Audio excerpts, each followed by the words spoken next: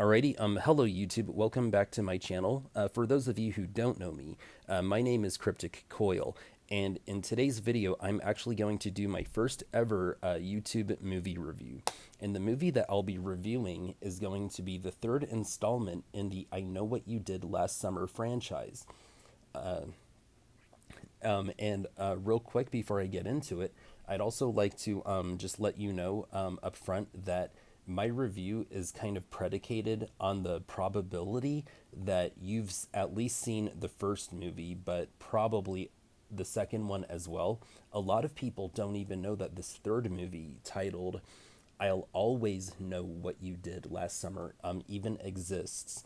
Part of the reason why is because this third movie went straight to DVD, and it was kind of a cluster fudgesicle in making this third movie. So, spoiler alert to my review, it wasn't the best movie that this franchise has to offer.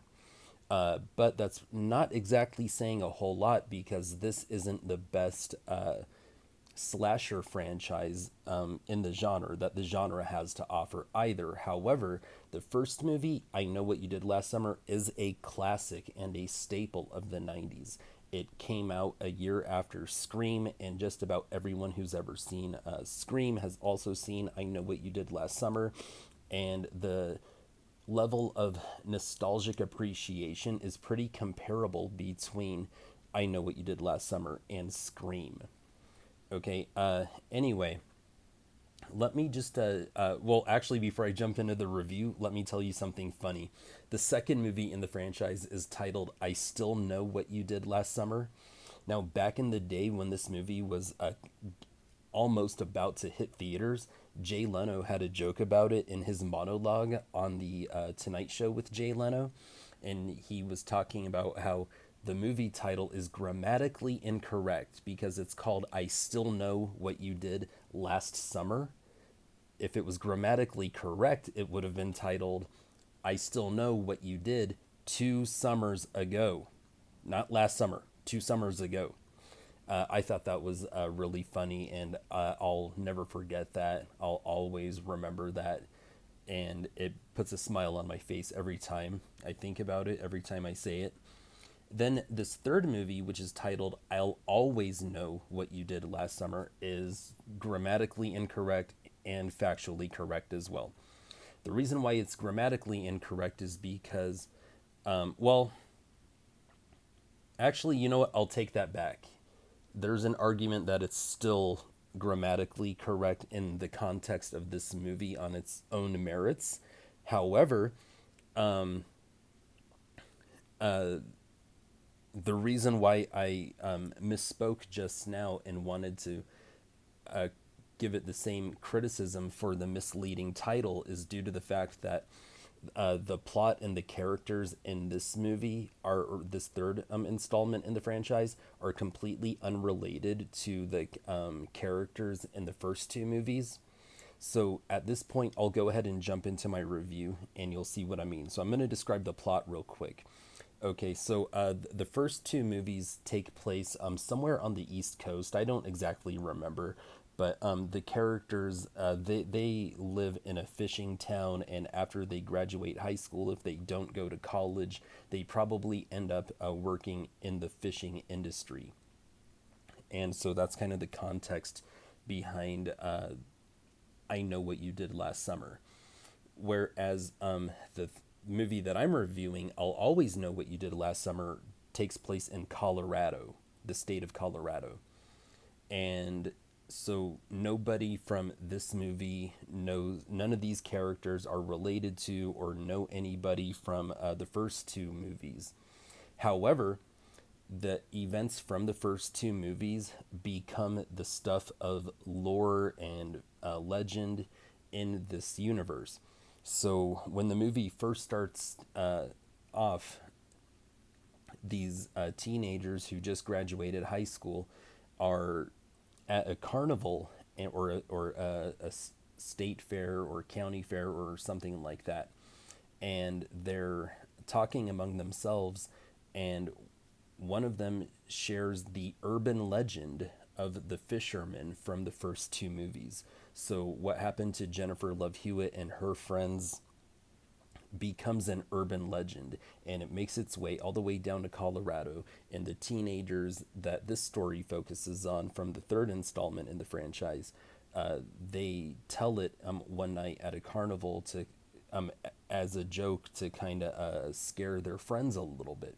But then they take it further and they lead the other members of their group who aren't in on the joke into believing that the fisherman that terrorized Jennifer Love Hewitt and her friends was back and was after them.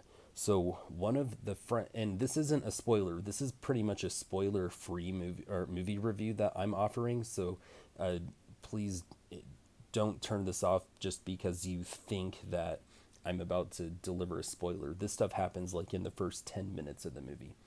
So one of the friends in the group who thinks that the fisherman is real and is coming after them and doesn't know it's a prank, one of them dies trying to run away. It's a total accident.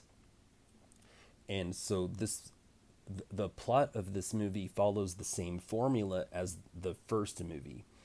This group of friends, they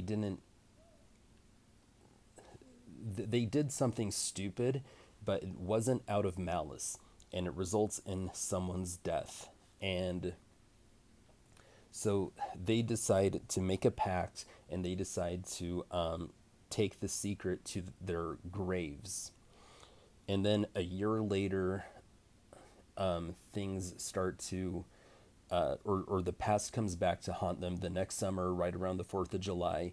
And so it's, a retelling of the same story within the context of a new generation of characters, where the previous movies in the franchise also happened in the same universe and is also the stuff of urban legend. Okay, so I do think that the third movie does appropriately fit this franchise, unlike other movies I've seen. For instance, the seventh movie in the Leprechaun franchise, and it was just simply titled like Leprechaun Origins, and it was made by WWE Films.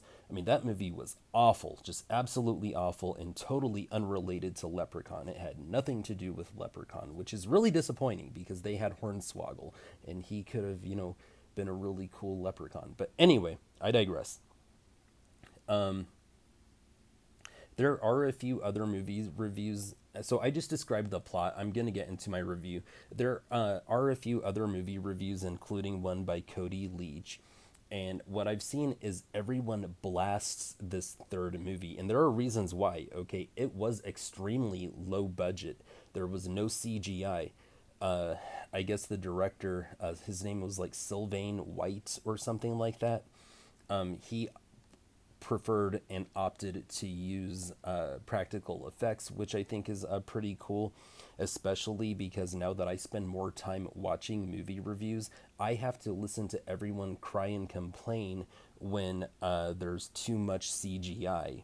I don't like that criticism. I don't like that complaint because at one point in time, we didn't have the technology that we have now, and people used to have to go to a theater and watch a play happen on stage. And in order to immerse themselves in the story, people had to use their imagination a little bit. Now the CGI takes away from people's ability to appreciate a movie, and I just think that's like the byproduct of being a spoiled person in the 21st century in the first world. But anyway, again, I digress. But this movie did have other problems. So yeah, it was low budget. There wasn't really a movie soundtrack to go with this. It was a rushed job. Apparently, they had hired a director at first, and then that director ended up getting himself fired somehow, and they had to bring in that Sylvan White guy, and he had to do everything in 2 weeks. So this movie was like super rushed. And the acting wasn't great. I've seen worse, but it really could have been better. And it's blatantly obvious that the acting could have been better. So And then the other people that have done a review on this movie, I part ways with them pertaining to something in the story. So, just like a lot of other slasher films, this movie that I'm reviewing is also kind of a whodunit, okay? Just like how at the end of every Scream movie, there's a Scooby Doo reveal, and most slashers that come out this day and age tend to follow that same formula or adopt that same component of the formula into their movie. This movie is similar, and I don't want to give any spoilers because if you haven't seen it, I don't want to ruin it for you, even though I'm the only person that you're going to probably hear say anything positive about the movie. Let me just say, they were setting up some red herrings, and I, the audience member, kind of knew that, oh, this character is just a red herring. They want me to think that this character could be the bad guy, but I'm not really convinced. I think I know what they're really doing. I think that they're deliberately leading me to believe that it's going to be this character is going to be the killer or one of the killers, and it's not going to be them. Well, when the killer review happened, I mean, I was shocked. I was like, because remember, I was distracted too by the fact that it was low budget. They used this awful filter on the camera, and it the cinematography just didn't look very good. But I was still, kind of engaged with the story. I was still following the story. I wanted to see where they were going with it. I wanted to find out who the killer reveal was gonna be, all that. And then when I got to the killer review, I was impressed. I thought it was cool because they did something that I did not expect, something I did not see coming. Now, in Cody Leach's review, he acknowledged that, but he complained about it because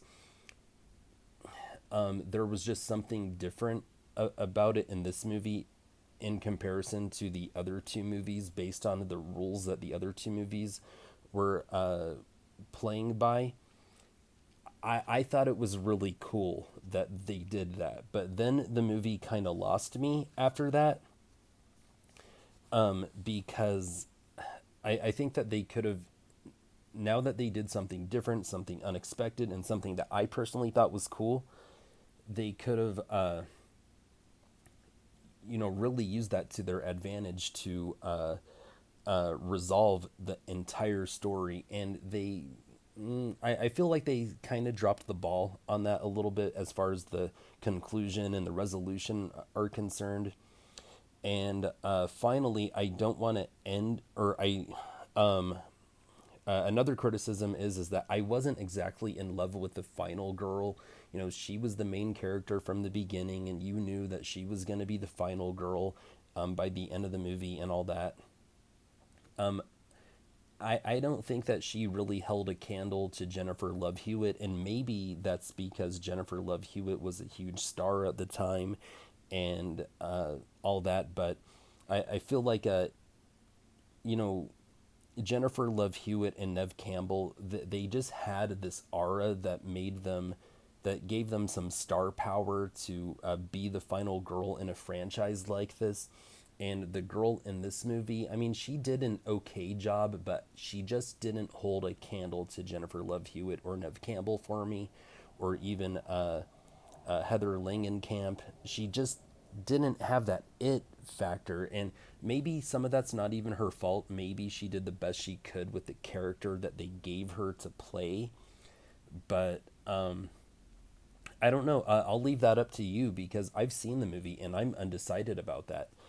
But moving on, if you've seen the first two movies, the ending kind of sucked in both of these movies. In part one, there was this really dreadful ending that made you wonder, like, what happened.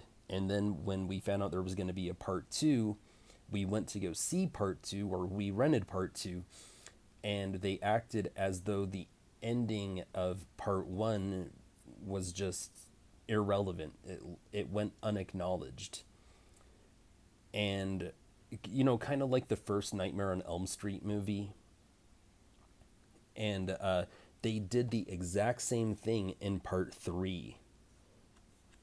The, they gave us this dreadful ending, and, there was a cliffhanger, and there's not going to be a fourth movie to answer any of the questions. I know that a fourth movie is coming out, but it's not going to have anything to do with this movie. They're bringing back Jennifer Love Hewitt, and I have no idea how it's going to go, but I'm probably going to go see it. I'm probably going to rent it or whatever. But yeah, so I already kind of described the plot. I already gave my criticisms. The cool thing is that there was a character that I really liked. There was a rocker girl. She was in a rock band. Her name was Zoe. She had a really sweet BC Rich guitar, a BC Rich Warlock, which is one of my favorite guitars ever. I've always wanted one. I've never had one. I'm looking, but haven't found one that I want just yet. And she was holding it for no reason whatsoever. She wasn't playing it, she wasn't jamming or nothing. It was kind of an awkward time to grab it and hold it. But hey, I don't get to see a sweet BC Rich Warlock like that in every movie by any means. So that was pretty cool. I do like what they did with the killer reveal. I do wish they could have capitalized on it. I feel like they dropped the ball, but I do like what they did with the killer reveal because it was different, unexpected, and I didn't see it coming.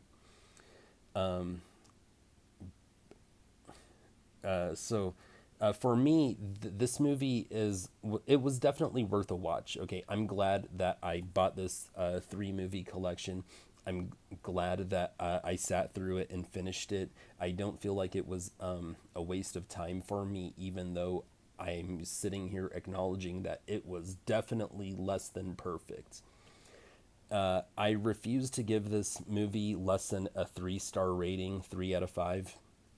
And the reason why is because I enjoyed the experience of watching it. And since I don't feel that it was a waste of time, I have to give it a 3. To me, a 3-star rating is worth a watch. And since I don't regret watching a different movie instead, I'm obligated to give it a 3-star rating. But I want you to be aware that I'm on an island here. All the other reviews of this movie on YouTube blasted this thing.